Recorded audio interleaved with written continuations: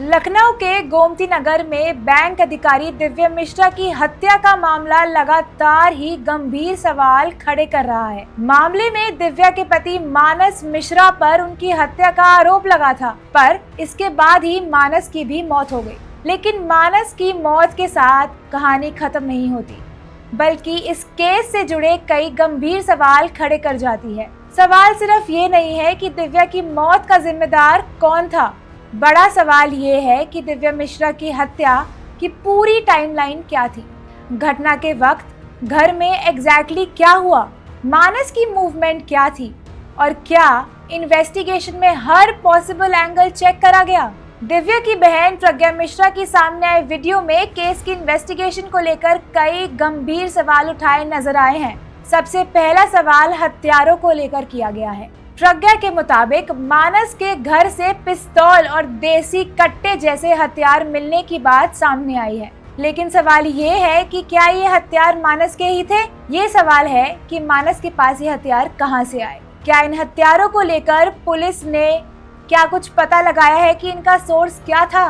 क्या इनका कोई कनेक्शन दिव्या मिश्रा और उनकी बहन की मौत से था, और अगर हथियारों का इस्तेमाल हुआ तो क्या दोनों किलिंग्स में एक ही वेपन का इस्तेमाल हुआ। क्या वेपन्स की फॉरेंसिक एग्जामिनेशन हुई। क्या बॉलिस्टिक एविडेंस ये इस्टेब्लिश किए गए कि कौन सा वेपन किस इंसिडेंट में यूज हुआ।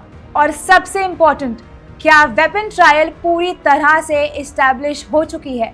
यानी वेपन्स मिलना एक बात है, लेकिन वो वेपन्स कहाँ से आया, किसने यूज किया और किस तरह यूज किया गया, ये सवाल भी उठाने इम्पोर्टेंट है।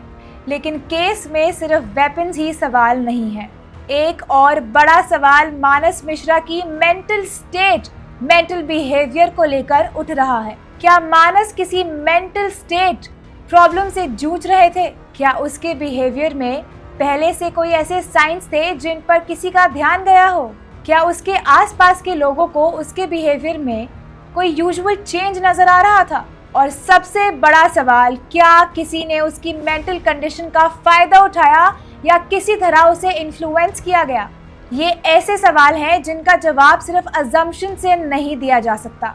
इनके लिए medical history, behaviour, digital evidence और इन्वेस्टिगेशन के फाइंडिंग्स को साथ में देखना होगा। लेकिन फैमिली की तरफ से ये एंगल सामने रखा गया है। अब बात करते हैं केस की सबसे इम्पोर्टेंट कड़ी की, टाइमलाइन।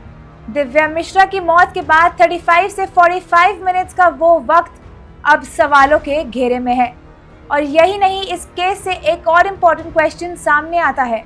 सवाल ये है कि उन 35 से 45 मिनट्स में मानस कहाँ था, वो किस लोकेशन पर था, किस वक्त उसने घर छोड़ा और कब घर में एंट्री ली, उस वक्त उसके फोन पर क्या एक्टिविटी हुई, किस नंबर से कॉल्स आए और किस नंबर से करे गए, और फोन में स्टेटस किसने अपडेट किया। क्या फोन एक्टिविटी और ग्राउंड रियलिटी एक दूसरे से मैच करती हैं? अगर फोन में किसी पर्टिकुलर वक्त एक्टिविटी हुई तो क्या उस वक्त मानस फिजिकली उसी लोकेशन पर थे। ये डिटेल्स इन्वेस्टिगेशंस में बहुत इम्पॉर्टेंट हो सकती हैं, क्योंकि डिजिटल एविडेंस से किसी भी मूवमेंट और टाइमलाइन को वेरीफाई करने में मदद मिल सकती है। लेकिन यहाँ एक और सवाल खड़ा होता है। सवाल ये है कि क्या दिव्या की मौत और मानस के घर पहुँचने के बीच कोई और शख्स भी मौजूद था। क्या किसी थर्ड पर्सन के घर में आने जाने की पॉसिबिलिटी को इन्वेस्टिगेट किया गया। क्या घर के आसपास के सीसीटीवी फुटेज को थरली चेक किया गया। क्या बिल्डिंग में एंट्री और एग्जिट रिकॉर्ड देखा गया, और क्या घर में एंट्री और एग्जिट के ऑल्टरनेटिव रूट्स को भी चेक किया गया। अगर कोई थर्ड पर्सन था तो वो घर में कैसे आया और कैसे बाहर गया, और अगर थर्ड पर्सन की कोई प्रेजेंस नहीं थी तो क्या इन्वेस्टिगेशन के पास भी कोई बात एस्टैब्लिश करने के लिए सफिशिएंट एविडेंस है। यानी दिव्या मिश्रा मर्डर केस में सवाल सिर्फ हत्या घटना तक सीमित नहीं है। सवाल हथियारों से जुड़े हैं, सवाल मानस मिश्रा की मेंटल हेल्थ से जुड़े हैं, सवाल फोन एक्टिविटी से जुड़े हैं, सवाल 35 से 45 मिनट्स की टाइमलाइन से जुड़े हैं, और सवाल इस बात का भी है कि क्या इस पूरी कहानी में तीसरे व्यक्ति की मौजूदगी थी।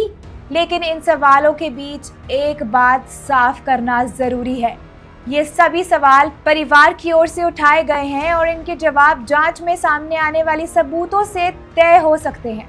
किसी भी संभावना को तथ्य मान लेना सही नहीं होगा। जरूरत है कि weapon evidence, forensic reports, phone record, CCTV footage, location data और पूरी टाइमलाइन को एक साथ देखा जाए। तभी ये साफ हो पाएगा कि घटना की कड़ी किस तरह जुड़ती है। फिलहाल दिव्या मिश्रा मर्डर केस में सामने आए ये सवाल जांच के हर पहलू को बारीकी से देखने की जरूरत बताते हैं, क्योंकि अगर 35 से 45 मिनट्स की टाइमलाइन में कोई और महत्वपूर्ण कड़ी है, अगर वेपन की पूरी चेन अभी साफ नहीं है, अगर फोन एक्टिविटी को लेकर सवाल है और अगर फैमिली थर्ड पर्सन एंगल की जांच पर सवाल उठा रही है, तो इन सभी पॉइंट्स की जांच जरूरी हो जाती है। और सबसे बड़ा सवाल अभी भी यही है। सवाल ये है कि क्या दिव्या मिश्रा मर्डर केस की पूरी टाइमलाइन सामने आ चुकी है? क्या हत्यारों से जुड़ी हर कड़ी का जवाब मिल चुका है? क्या फोन एक्टिविटी और घटनाओं की टाइमलाइन पूरी तरह से मैच करती है? और क्या इस मामले में हर पॉसिबल एंगल की जांच हो चुकी है, या फिर इस कहानी के कुछ अहम कड़ियां अभी भी मिसिंग है? इन सवालों का अंतिम जवाब जांच और एविडेंस से ही सामने आएगा। मैं हूं अर्शिता गुप्ता। देखते रहिए वन इंडिया हिंदी, जहां हम सिर्फ खबर नहीं बल्कि खबर से जुड़े हर जरूरी सवाल को आपके सामने रखते हैं। Subscribe to One India and never miss an update. Download the One India app now.